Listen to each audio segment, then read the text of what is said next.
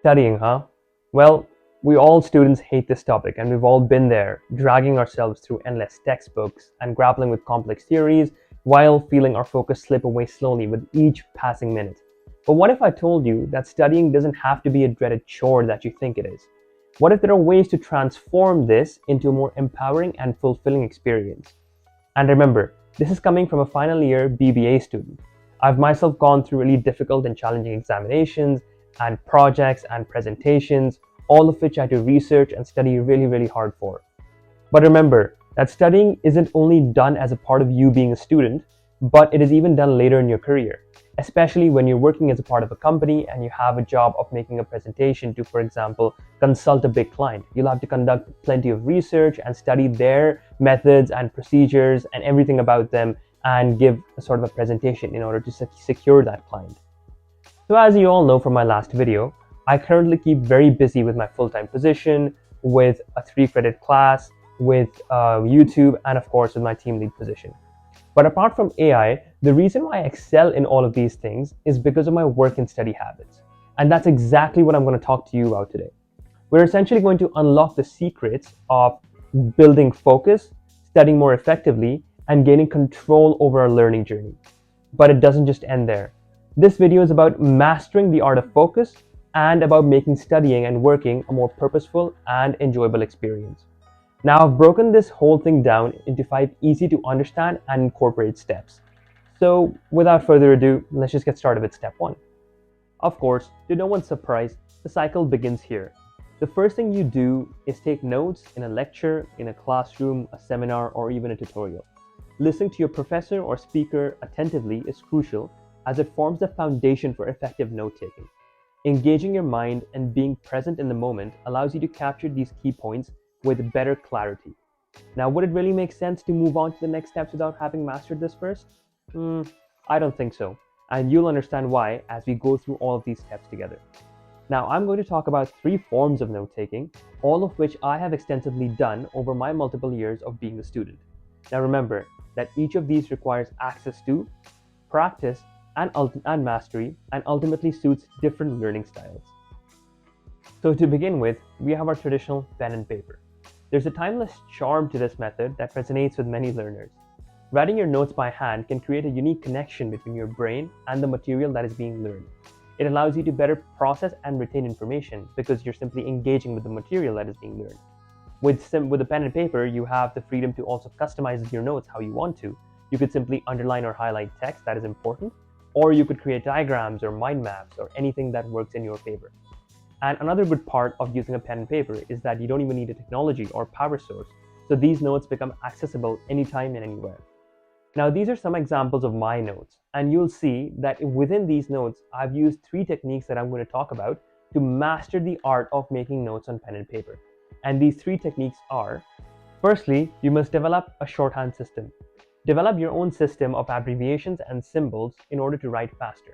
This will allow you to capture more information during your lecture. But make sure that your system is clear and understandable, especially when you review your notes later on. Secondly, you must use visuals. If applicable, use different diagrams and charts and drawings to represent complex concepts. Visual aids can help enhance your understanding and memory of the content. And lastly, leave some white space. Essentially, avoid overcrowding your notes with excessive information. Leave some white space at the end to allow for additional comments or to review and expand on your notes later on. Moving on, we have the ever-evolving world of digital note-taking with an iPad. The iPad, along with its various note-taking apps, has opened up exciting possibilities for students. Typing your notes on an iPad allows you to organize your thoughts quickly and keep your notes clean and tidy. Additionally, the ability to use a stylus on an iPad in order to write or draw on the screen gives you the freedom to create digital sketches that ensure and reinforce your understanding. Many apps also support syncing across devices, ensuring that your notes are available on multiple devices. With features like audio recording during your lecture or PDF annotation, the iPad can become a very strong note-taking companion. And the best ways to master the iPad note-taking technique are: firstly, you must choose the right app. There are several note-taking apps available for the iPad, such as Notability, GoodNotes, OneNote, and Apple's own Notes app. Experiment with different apps to find out the one that suits your needs and provides a smooth writing experience and offers different features such as organization, sync, and search, and so many more. Secondly, you must use multimedia wherever possible. Because with an iPad, you can go beyond text and add multimedia elements to your notes. Take pictures of your slides or whiteboard content, embed some audio recordings into your lecture, or insert relevant diagrams and charts.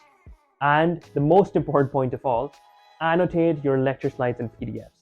I cannot stress more enough on this, but if your professor provides you with lecture slides or PDFs directly, import them into your note-taking app and annotate directly on them. This will help you save a lot of time during the lecture and help maintain a clear structure and understanding when you review your notes later on. And of course, lastly, we cannot forget our trusty laptop. Laptops have become an omnipresent tool for students to take notes on, and they offer their own set of advantages. For example, typing notes on a laptop can be much faster than writing by hand, allowing you to keep up with the pace of even the fastest talking professors. With access to various note-taking softwares and cloud-based storage options, you can easily organize and categorize your notes, which makes it very easy to review and revise them later on. On a laptop, collaboration is also made simpler because you can simply share your notes with your classmates very easily and work on group projects together. Some of these collaboration options are not available on iPad yet, but they're always available on a laptop, whether you use a Windows or a Mac-based laptop. Now, this method is the method I use the most for my theory-based classes, and here's how I mastered it. Firstly, you must learn keyboard shortcuts. Familiarize yourself with essential keyboard shortcuts for formatting, inserting bullet points, headings, and other actions with your chosen note-taking app. This will help you take down notes faster and more efficiently and will waste less time. Stay focused and engaged. Avoid distractions during the lecture by closing out irrelevant tabs or applications. Focus on the lecture content at hand and actively participate in your lecture discussions. And lastly, practice touch typing. If you're not already a proficient typist, consider improving the speed of your typing and accuracy. You can find a lot of typing tests online for free that you can do, which will help you improve this. Being able to type quickly will allow you to keep up with the pace of your lecture and allow you to make less mistakes. So now you've been to your class and taken very organized and detailed notes. But guess what? It is now time to revise, reflect, build those notes up, work on them, and maybe go just that one step beyond. But you cannot do this sitting in front of the TV or lying down in your bed. For this, you need a study environment or a proper study environment. A study environment should be based on your personal needs and preferences on the basis of whatever makes you the most productive. For example, some of you might find that working in the bright light of the day makes you the most productive, so you should work in areas where you have access to direct sunlight. I, on the other hand, prefer working in the darkness of the night. Therefore, my room isn't that brightly lit.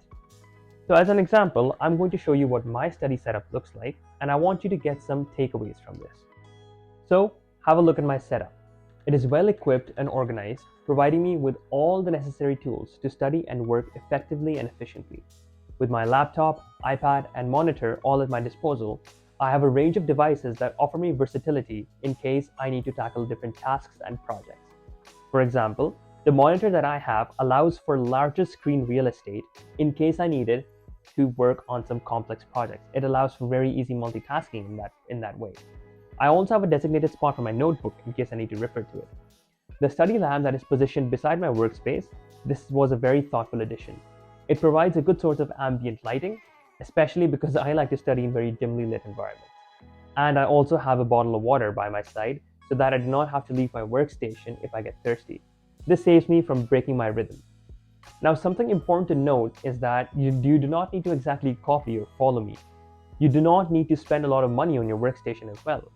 Of course, essentials like an iPad or a laptop might be necessary, but something like a monitor might not be needed unless you're working on really big and complex tasks that require a lot of multitasking. Do what works for you.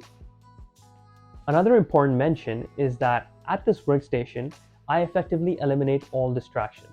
There are no buzzing phones, no chatty roommates, or no noisy interruptions to disrupt my train of thought. The serenity of this place allows me to delve deep into my tasks and immerse myself fully at the thoughts and work I have at hand. I do this by first setting up all of my devices on the Do Not Disturb mode, only allowing calls for emergencies. I will then plan out all the required tasks I have to get done within the 30-minute period before I take a break. I will be talking about breaks later in this video, but for now, understand how distractions are completely eliminated from my environment, which is very important if you must study effectively in your study environment. So, obviously it gets boring when I'm studying and working alone in my study environment most of the times. And more times than I can mention it, I prefer social environments. And being on a university campus, they're always at my disposal. Therefore, sometimes I will go out to my local Starbucks or the library and study and work there.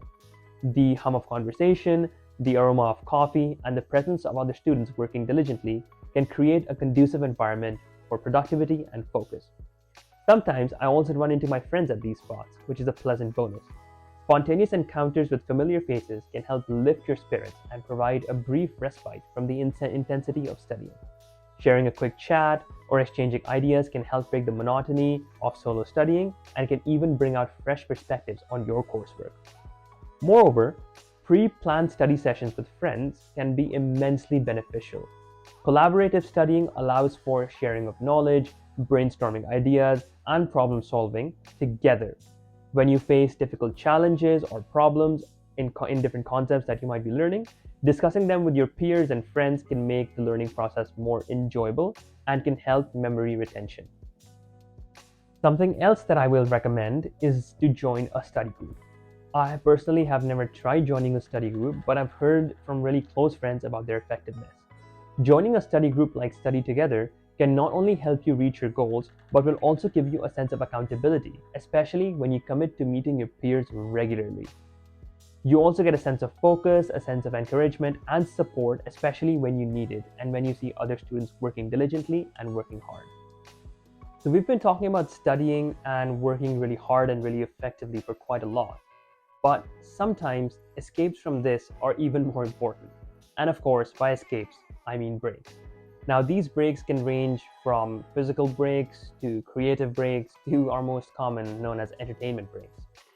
Now, I believe in taking breaks using a method I call REST or REST. This stands for regular effort and scheduled timeouts.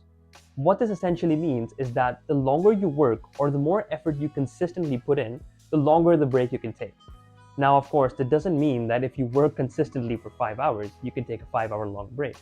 But in this case, taking a break up to an hour is also good enough. The reason why this is effective is that it gets you to work harder and longer because you're excited to take a longer break.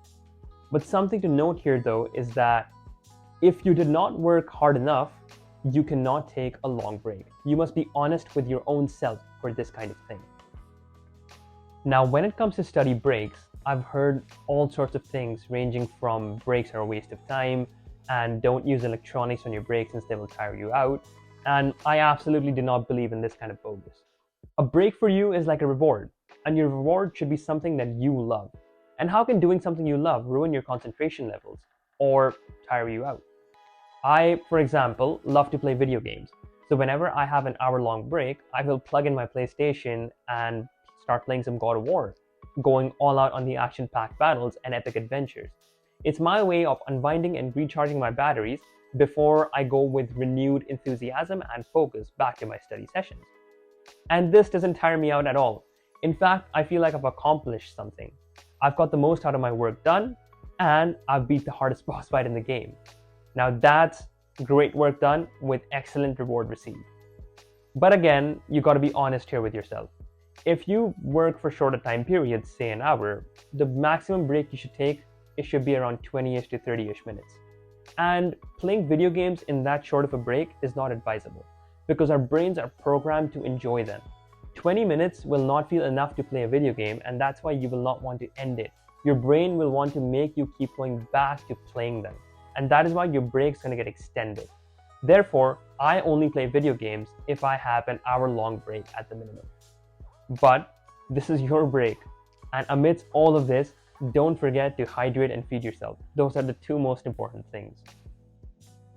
So you've made excellent notes, recording every single word that your professor has said, got your project done in the fabulous and efficient workstation that you've built for yourself, grabbed a coffee from your local Starbucks where you met up with some friends to help review a project, and finally played some cool video games.